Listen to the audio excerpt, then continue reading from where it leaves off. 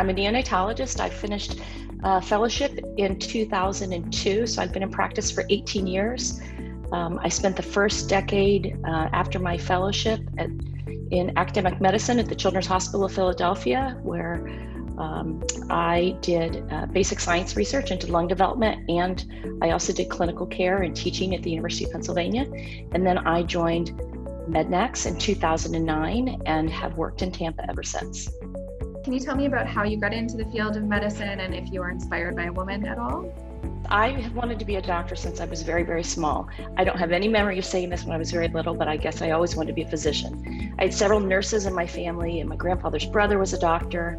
And I actually, on one side of my family, there are 9 of the 12 of us that are physicians. I'm the oldest, so we have a big physician family. And my father was a research scientist. He's a plant geneticist, and he was always a big mentor to me. But I didn't have female physicians I knew growing up. What do you think it means to be a woman in healthcare today? I think I've always thought of myself as a physician and a neonatologist first. And I think primarily being a woman in healthcare, roles have changed. When I went to medical school in 1989, in my medical school class, there were 20 women out of 110 people, which now seems just silly and ridiculous, but it was a very different time. My male classmates would turn around and say, "Are you girls taking a lighter version of this exam?" It was a really, really different place. I think there's a lot more opportunity now. And I think it's a good time to be a woman in medicine. There's a lot of leadership potential and lots of different paths that your career can take. And this kind of blends into the previous question, but any more on any of the challenges that you experience as a woman in medicine? I think sometimes in general,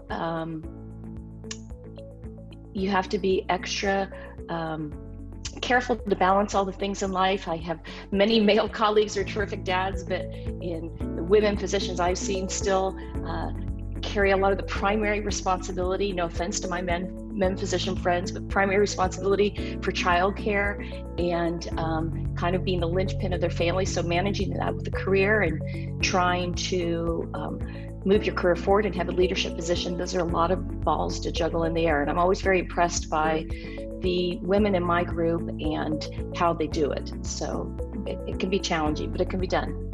What are some of the positives that come from being a woman in medicine? I think that the positives are that are the same as they are for men. I mean, I view myself as a physician. I get to wake up every day and help people.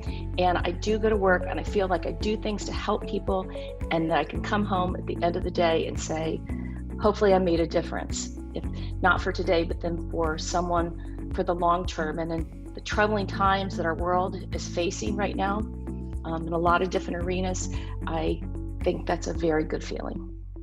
What is some advice that you might have for women that are applying to medical school right now or entering the medical field for the first time?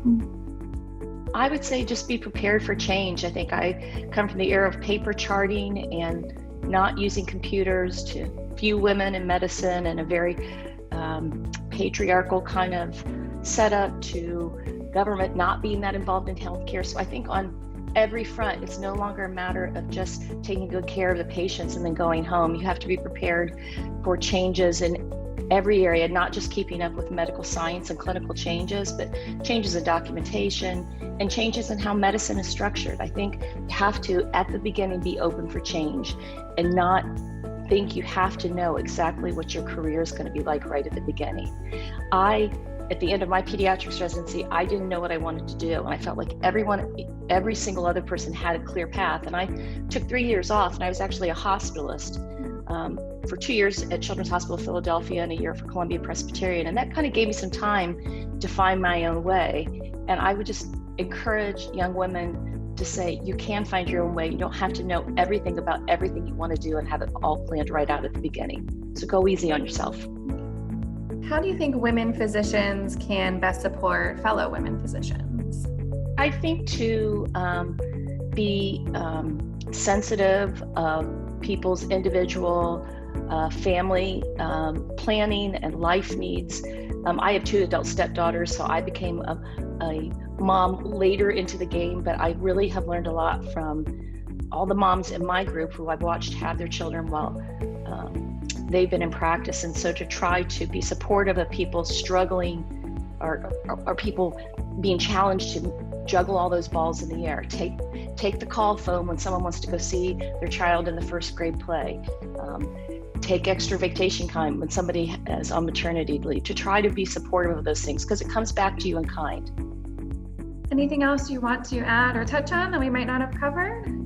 I just would tell young women not to be discouraged if you want to have a leadership position in medicine and want to pursue a career in medicine. A career is a really, really long time. If I look back now, I would have been a lot nicer to or a lot less hard on my 25-year-old self, 24-year-old self, and things evolve over time. So don't be discouraged, and your career can take a lot of different paths, and it is a worthwhile career.